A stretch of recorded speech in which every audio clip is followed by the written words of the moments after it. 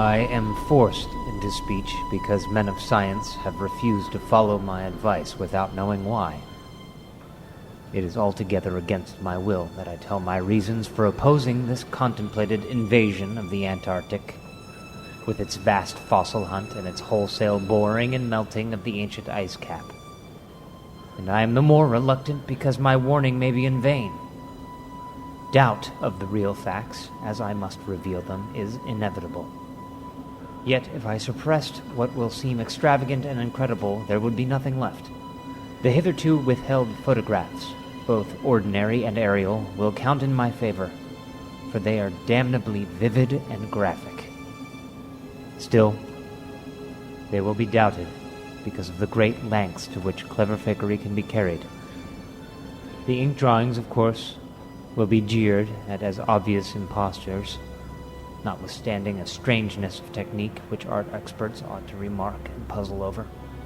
In the end, I must rely on the judgment and standing of the few scientific leaders who have, on the one hand, sufficient independence of thought to weigh my data on its own hideously convincing merits, or in the light of certain primordial and highly baffling myth cycles, and on the other hand, sufficient influence to deter the exploring world in general from any rash and overambitious program in the region of those mountains of madness.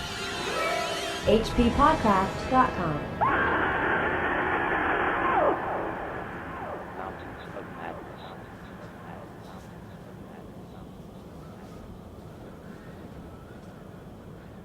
That was the first paragraph of H.P. Lovecraft's At the Mountains of Madness. I am Chris Lackey. I'm Chad Fifer. And you are joining us on the H.P. Lovecraft Literary Podcast. Here at HPPodcraft.com. That was a new reader to the show, Joe Freya. Great actor I know out here in Los Angeles. We were doing a show over at this theater out here, Sacred Fools. This kind of thing happens where you're into Lovecraft, and then, an hour later we've been having this late night conversation about, Lovecraft and his stories, and when did you start reading him and that kind of thing. It's so funny how many people you wouldn't even know that they're into it, and then suddenly you strike up a friendship totally based on this. It's the strangest thing. So glad to have Joe on the show. That's a good thing, because I find the opposite of that. Every time I mention to people, they go, oh yeah, I do this podcast about H.P. Lovecraft. They go, who? Yeah, but they probably already tuned out when you said podcast. Oh, right.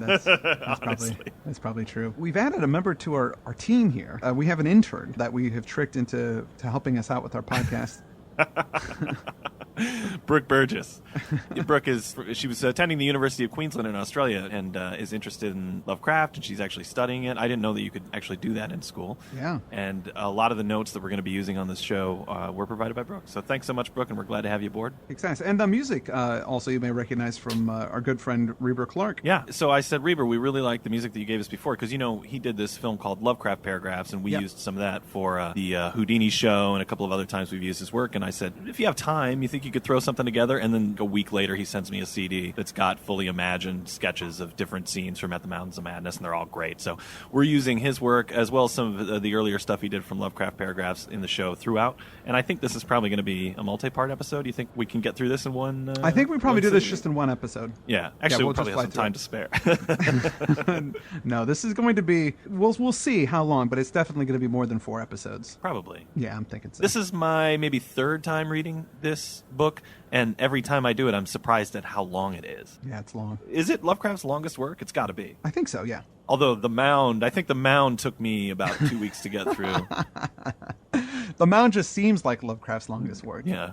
But I think The Mountains of Madness actually is the most words, along with The Case of Charles Dexter Ward and The Dream Quest of Unknown Kadath. Dream Quest flew by for me, though, because that's I love that. That reminds me, Chad, that somebody posted on our Facebook page, there is a sketch comedy show, and it's called Burniston.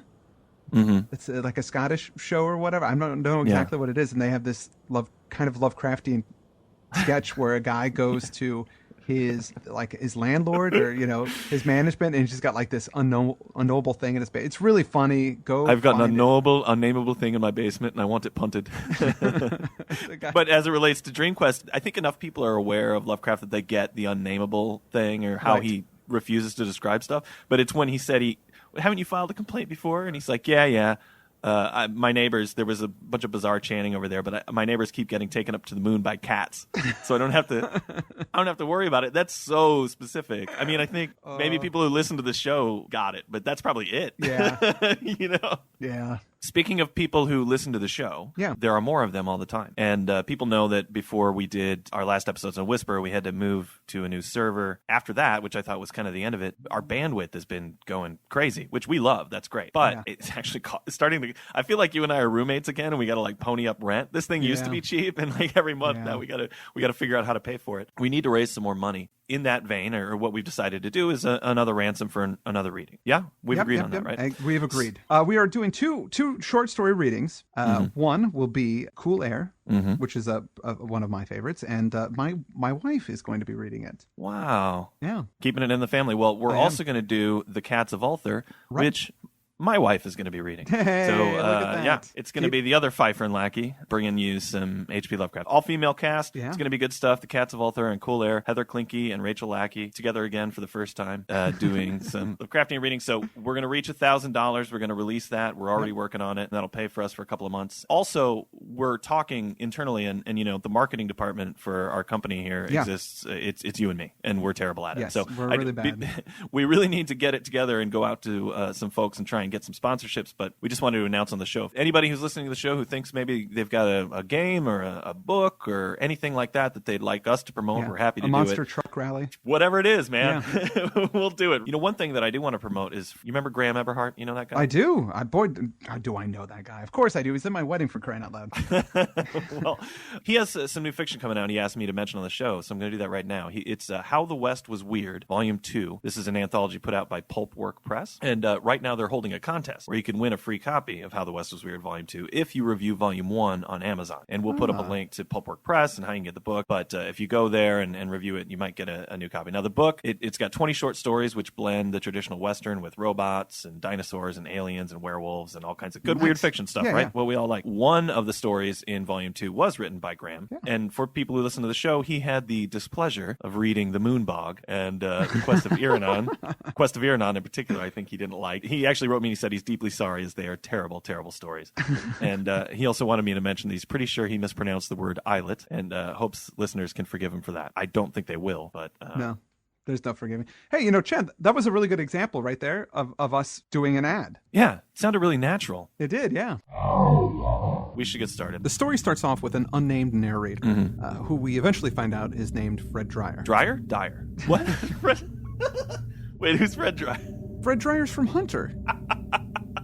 Oh, no, my mistake. William Dyer is his name. Hey, Hunter, man. I love Hunter so much. Moving on, William Dyer is a geology professor from Miskatonic University. Now, we don't actually get his full name until Shadow Out of Time. Oh, really? Well, yeah. He's not referred to in here? He is referred to, like people. But not. We don't get his full name. We don't get his full name. Yeah, man, that's a whole other story that we'll talk about. Which there's such a richness to this material. I mean, as we go on and you see the connections, and there's more and more of them. You really understand the world building that Lovecraft was doing. And I know some of it's inconsistent because he would change his mind about things or just use whatever served the story. But it really has been a payoff to go through all of these one by one, It has. And this one in particular, At the Mountains of Madness, contains so much sort of prehistory, and we were talking about this before we started doing the show, the demythologizing of the mythos. Right, yeah. This is what Robert Price and S.T. Joshi have talked about. Kind of Lovecraft's earlier stuff is very supernatural. It's a lot of magic, a lot of gods and things like that. And the demythologizing of it makes it, instead of gods, into alien life forms that we just don't understand. Instead of magic, it's just technology. That's sort of the way things were in the last story as well, Whisper in Darkness, where there was a lot of this folklore, and that folklore was kind of bent into this science fiction-y, alien culture, society, civilization, all that stuff. Specifically, he takes things that he's written about before, and we'll point this out as they pop up, and explain them in a more scientific way. There's this spirit at the beginning of the story. He clearly has he's in love with the Antarctic and the Antarctic Ocean, and clearly he has just read and read and read about this stuff. You would think that parts of the story, for my taste, I wouldn't like, because it kind of goes on, and you do get a little bored during this book sometimes, but he really does get you on his side. You get the spirit of adventure, like you really want to know, what are these guys doing? It's crazy. They're going out into this bizarre wilderness. Yeah, absolutely. And it's kind of neat because I feel like Arctic expeditions are so close to what I had always envisioned interstellar travel like, because it's such an alien landscape and you can't survive out there unless you bring stuff with you. Yeah, you're not going out there in a tank top. No, exactly. Exactly. I mean, you'll die. Yes, you do. Well, you've got to just plan that. You got to plan your food. You got to plan your fuel. Your housing. All that stuff. And it's just such an unforgiving landscape that it's really interesting. And I wasn't really that into Arctic exploration stuff until I read the story, and then I got really interested in it. And Lovecraft was into it ever since he was a kid. Paul of Paul Cthulhu fame. He has the original National Geographic that Lovecraft also owned, not the exact same copy, but that edition of it, where he got most of his information from this expedition that he often refers to in the story. Oh, cool. Lovecraft is really hard with the facts in this because obviously he really loves it. But into the story here, he mentions that he's going with Miskatonic University, and he's being accompanied by Frank Peabody, who is a geologist. Now, you say Peabody as I was reading this, because I frequently don't pronounce things right. He was Peabody in my head. Well, yeah, I always thought so too. But it wasn't until I read some notes that Joshi made that Lovecraft said specifically about this name. Where'd you get this name? Lovecraft said, I chose it as a name typical of good old New England stock, yet not sufficiently common to sound conventional or hackneyed. Okay. And then it says here, the more common spelling is Peabody, spelled Peabody. So it's Peabody. It's Peabody. Well, that gives me some backstory on that character. He has had to correct people his whole life. Yes. My name is Peabody. This geologist that's going on this expedition with him designed a really awesome drill, which is super light and able to go on these expeditions because usually these drills are these big things. They have these super cool airplanes that are made of duralumin, which is a composite of aluminum, copper, magnesium, and manganese. Adamantium. And adamantium. But no, wait, hold on.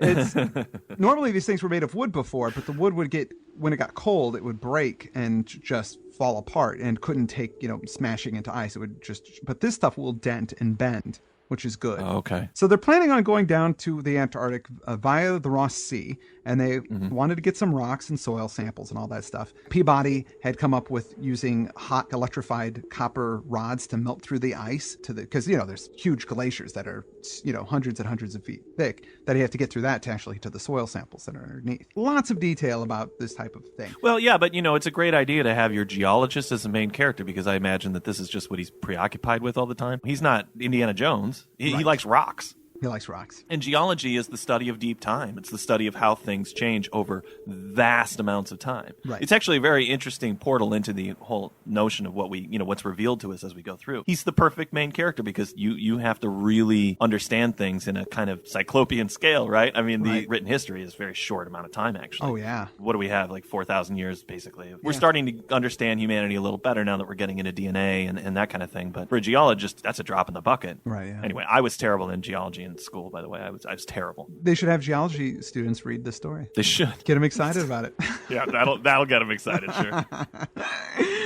Back to the story. Dyer's explaining to us about what's going on. This is all from his perspective. He kind of keeps dropping hints about this thing that has happened and why he's telling his story now. There's this Starkmore Merryweather expedition that's going to be taking off for the Antarctic, and he is trying to persuade them not to go. The story we're reading is Dyer's argument not to go. And he talks about how, you've probably heard about this first expedition from the press. It was in the Arkham Advisor. It was in the Associated Press. They had wireless updates. Kind of a big deal. You might have heard about this stuff. Well, it wasn't the whole story. But I'm going to give you the whole story, the unedited version of it. Now, if I read this and I was an explorer, I'd be like, screw you. This sounds amazing. Yeah, I'm going down. It has the opposite effect. But he's trying to say, this is the reason you shouldn't go. At this point in the story, we kind of get a breakdown of what the whole team is going to be and, who's in it. We've got William Dyer and Frank Peabody. Those guys are two geologists. Lake, who is a professor of biology, and Atwood, who's a physics and meteorology guy. And with them are going to be 16 assistants, 7 grad students, 9 mechanics, and they're going to all be loaded onto 2 ships, which are ex-whalers called the Arkham and the Miskatonic.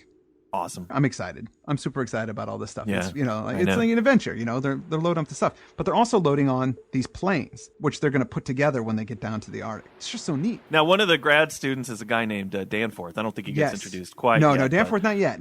Danforth comes in and they kind of introduce him and he seems very cool. He's my guy, yeah. And when I'm reading the story, I'm always thinking about Danforth. But we're not here yet. Okay. Danforth's not yet entered. They leave Boston Harbor on September 2nd, 1930. They reach the Arctic Circle by October 20th. Now, of course, being in the South, the summer is the winter, our winter. It's for their summer, even though it's our winter. and they're down there because they're going to have longer days. It's going to be much, much warmer, and they'll actually be able to get the ships down there. As they get past the Antarctic Circle, they see all these beautiful snow-capped mountains, and they get to this specific mountain range called the Admiralty Range, which is a real mountain range. All these things are real locations that Lovecraft actually read about. Right. And then what about the last lap of the voyage? The last lap of the voyage was vivid and fancy-stirring. Great barren peaks of mystery looming up constantly against the west as the low northern sun of noon, or the still lower horizon-grazing southern sun of midnight, poured its hazy, reddish rays over the white snow, bluish ice and water lanes, and black bits of exposed granite slope. Through the desolate summits swept raging intermittent gusts of terrible Antarctic wind, whose cadences sometimes held vague suggestions of a wild and half-sentient musical piping, with notes extending over a wide range, and which, for some subconscious mnemonic reason, seemed to me disquieting, and even dimly terrible. Something about the scene reminded me of the strange and disturbing Asian paintings of Nicholas Roerich, and of the still stranger and more disturbing descriptions of the evilly fabled Plateau of Leng, which occurred in the dreaded Necronomicon of the mad Arab Abdul Ahazred. I was rather sorry, later on, that I had ever looked into that monstrous book at the college library. So let's talk a little bit about Nicholas Roerich, who is mentioned a lot of times in the story. Lovecraft had seen his paintings in person in 1930 when he was living in New York City. Yeah. There's a little quote he wrote from a letter to his buddy James Morton where he said, "Better than the surrealists is good old Nick Roerich, whose joint at Riverside Drive and 103rd Street is one of my shrines in the pest zone." What the hell does the pest zone mean? Is this some part of New York where he just thinks there's a lot of immigrants or something and he doesn't want to go down there? Probably. Wow. He goes on to say, "There is something in his handling of perspective and atmosphere which to me suggests other dimensions and alien orders of being, or at least the gateways leading to such.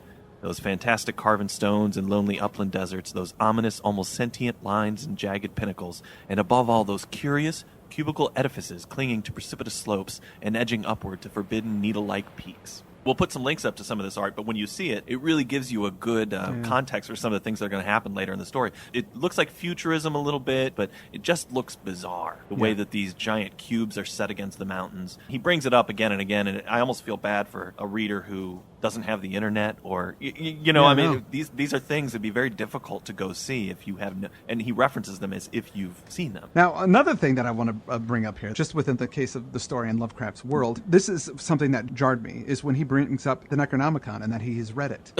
I know. He's a geologist. Why is he reading the Necronomicon? It just gets passed around that school, man. I guess so. Everybody reads it at some point. We talked about it in Whisper. I mean, it's just something. He's a folklorist, so I get it, okay? Yeah. Maybe there's a connection with the occult and folklore and mythology and all this stuff. He's a geologist. Why is he reading it? Is there geological excerpts from the Necronomicon? Is there? I think it's just a good read. I think the thing about the Necronomicon that nobody really talks about, honestly, is that it's just an awesome read. Like, you can't put it down. Every time you think one thing's going to happen, another thing happens. You know, it's one of those things where you lay down, I'm just going to read this for a half hour, and then it's 4 a.m. You're like, I got to work tomorrow. I've been up reading the Necronomicon all goddamn night. Oh, yes. There's right around that paragraph that we just heard. He says something that really made me laugh about penguins. Oh, yeah. Myriads of grotesque penguins squawked and flapped their fins. Penguins are like the cutest animals. Brooke, when she was taking notes, she wrote this, among the many descriptions of penguins he has in there, this is the most menacing description of cute animals I've read. He would make the worst nature documentary narrator. Okay, so back to the story. They're moving down further. They're still on their journey. They get to Mount Erebus and Mount Terror, which is an actual place. These are actual places. 10,900 feet in altitude. That's right. Now extinct as a volcano. Yeah. Erebus is a volcano, or and it's not active, but there's puffs of smoke coming out of it. And this is when we get introduced to Danforth. he's kind of, they're maybe up on the deck. And in Ian's graphic novel, they kind of have a scene here. He rewrites it a little bit, by the way. Ian Colbert. Who Ian is Colbert. this guy? He's the guy who did the amazing graphic novel adaptation of At the Mountains of Madness. Ah, yes. And actually, I think Ian's going to join us at some point on our journey. He is going to join us, yes, on a later episode. We couldn't get him schedule-wise tonight. In a couple weeks, we're going to have him, so we're going to get his input on it. But he's got a great scene where Danforth and Dyer are on the deck of the ship, and it's kind of the sun is setting, and it's kind of really cool looking and everything like that.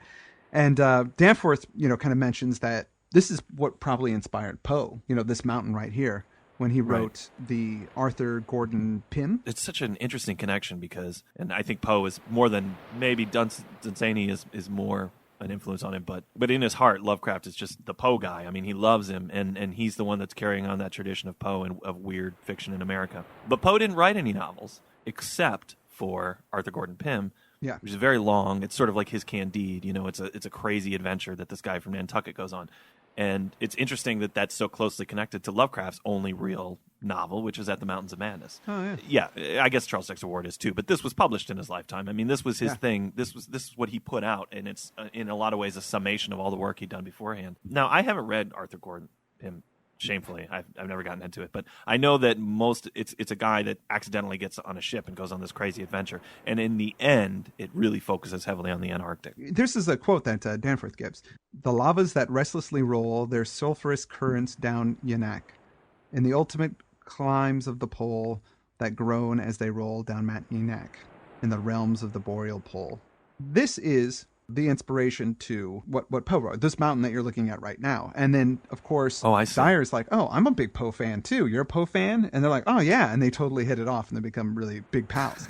But which is interesting, you were talking about Lovecraft being a big Poe guy. Yeah. This connection to the Yanak and Mount Erebus was made by Lovecraft. Like, nobody ever connected those two things together. And so that's like Lovecraft's kind of contribution to scholarship on Poe. Thomas Mabbitt wrote Lovecraft as a Student of Poe, where he talks about a bunch of things that Lovecraft kind of put together. Yeah, and there's a few things in this actual text that are important. I know that in Pym, there are these cannibals, the Tslalians. We're murdering everything in this show. Yeah, Tslalians, I think is what they're called. But they're like these savage natives, and they have all sorts of different bizarre things that they chant. But at one point in the story, they say, "Tekalili, Tekalili," and that becomes very important in this story later. Oh, I didn't realize that. Oh, really? You did not? No. Yeah, it's directly lifted from Pym. I actually got my complete works of Poe out. The Kindle is a great thing, and it's a bad thing at the same time. Because I'll say this: I read At the Mountains of Madness this time on the Kindle, and the best part of that is that there's that dictionary in it. So anytime I didn't know what something was, I could quickly look it up. I didn't have to get up. I'm just laying in bed reading it. Wonderful. But at the same time, when I picked up my Poe, which I actually have in book form, I'm looking for Tekalili in the story because I was like, I just want to find out what part he says this. And I was so frustrated I couldn't just search for it. You know what I mean? Like I had to actually turn pages and use my eyes. It was just driving me nuts. So lazy you've become. I know. You're just like those guys from the Mound. Yeah, exactly. Technology has made you lazy. Well, it happens in this story as well. I mean, the other things, they used to be able to travel in interstellar space, and then they forget how to do it. I'm sorry. Hey, you're jumping the gun, Pally. When they get to this area, which is called Ross Island, they get their small boats, and then they start unloading everything from the ships, from the Arkham, and so on. They've got all their dogs and their sledges. Lovecraft uses the word sledges in here instead of sleds. Mm-hmm. But when I'm in the UK, everybody, like when we would go sledding in the wintertime, they go sledging here. Really? Yeah. Damn you, Lovecraft. What's wrong with America? Why are you such an Anglophile? Such an Anglophile. Well, when this got published, this story got turned down by Weird Tales, right? It did. It did get turned down by Weird Tales. It did get accepted by Astounding Stories. Right. But it was heavily edited. And one of the edits that drove Lovecraft crazy was that they Americanized his spelling. All of it, yeah.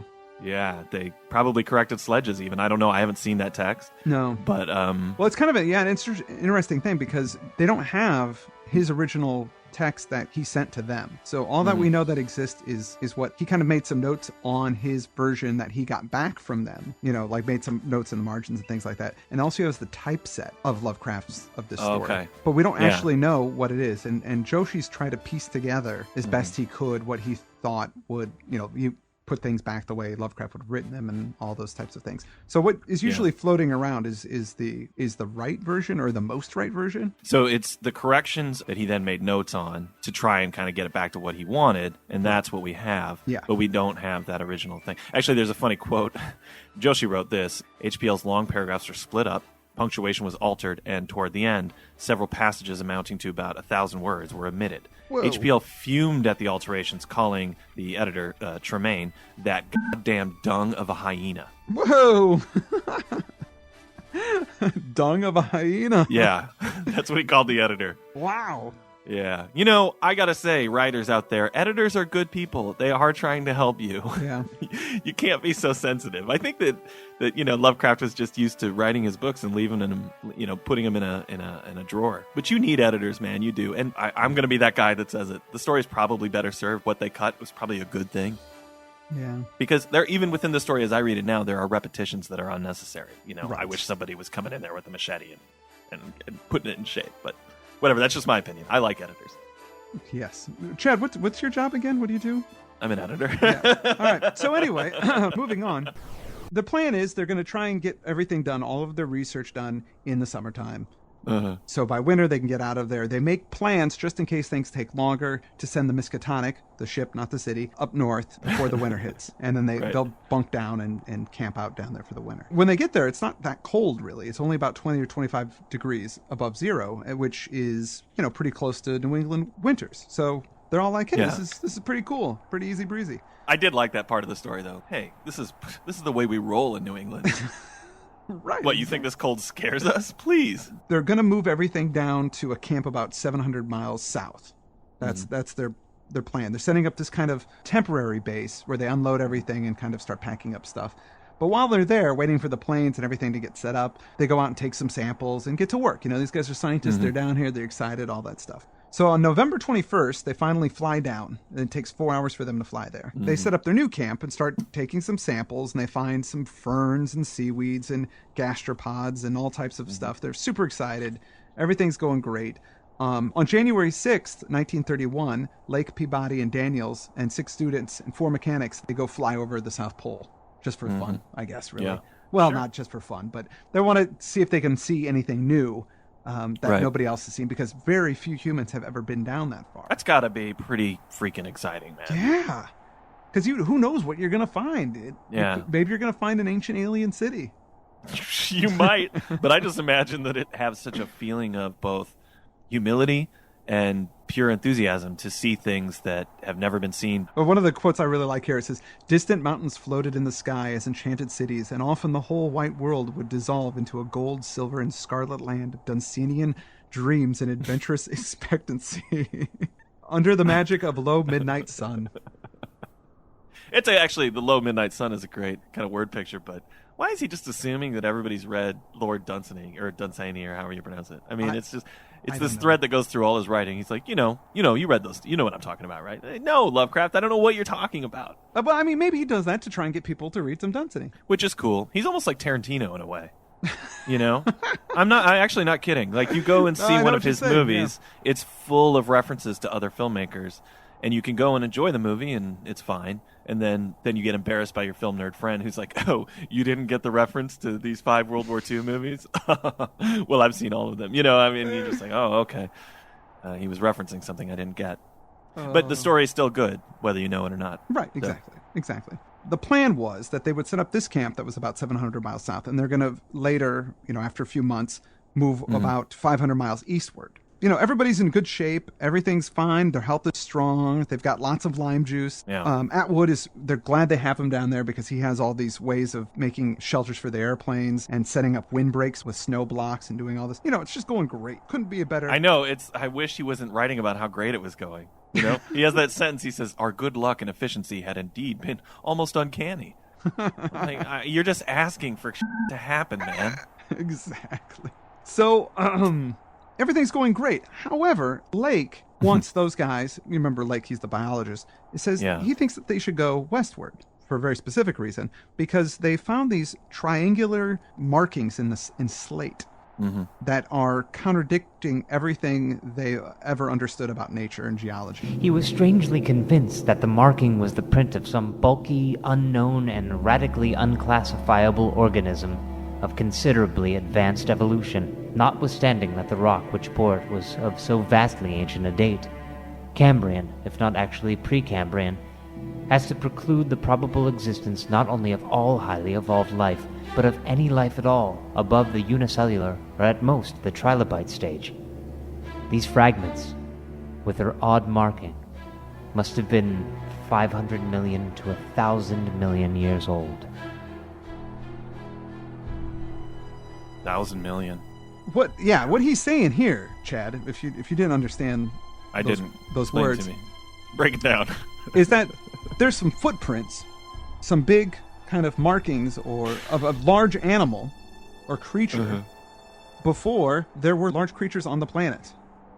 Yeah. There were like single-celled organisms that existed. That's all that should have been around. Exactly. And yet They're finding this big, huge footprint, using that word loosely. Yeah. This is crazy. You know, you make a joke saying, Chad, if you didn't understand those words, but I do have to say that while I was listening to that quote, I get this anxiety every time I see the word organism in a paragraph. I thought you were going to say orgasm. Well, yeah. Do you remember when you, like, in do. class, you would have to read aloud sometimes, and you take turns, and it was in science class, and if you ever had a paragraph that had the word organism in it, you'd look at it with just this total fear because you're just convinced you're going to say the word orgasm in front of the whole class. Exactly. No, that's happened. That's happened. Not to me. I've been in class when it's happened to other kids. Me too. Yeah. But so yeah, I'm glad you did spell it out for me because I was really distracted while I was listening to that quote. And that ends the first chapter. It ends the first chapter, and actually, it ends this first episode of At the Mountains of Madness. Now, our plan here had been to get through The first two chapters. But we've just been having so much fun. We're going to let this take as long as it's going to take. And we'll probably speed it up as we go along, but We like this story, and there's a lot of interesting things that to talk about. Yes. So, yeah, why not? Exactly. Why not? So let me say this. I want to thank Joe Fria for doing our readings. Yes. I want to thank Brooke Burgess for providing some of the excellent notes on the story that she provided for us. I also want to thank our third member of the HP Lovecraft Literary Podcast, Mr. Michael Mann. Oh, yes. Without him, we would have been totally screwed, Yeah. and this podcast would be not existing anymore because Chad and I would not been able to figure out what we were supposed to do when our internet provider said you can't do these things. Yeah, and the new site design is awesome. Yeah. It's all Great creepy stuff. and green. And he just put some new designs in our Cafe Press store as well. So that's a good place to go in and buy some gear and support Mike Mann. Reber Clark. Yeah, Reber. of course. This is good stuff, man. I feel like I'm on an adventure when I'm listening to it, you know? Good job, man. Good job. And with that, I am Chris Lackey. And I'm Chad Fifer And this has been the HP Lovecraft Literary Podcast. at HPPodcraft.com. HPPodcraft.com.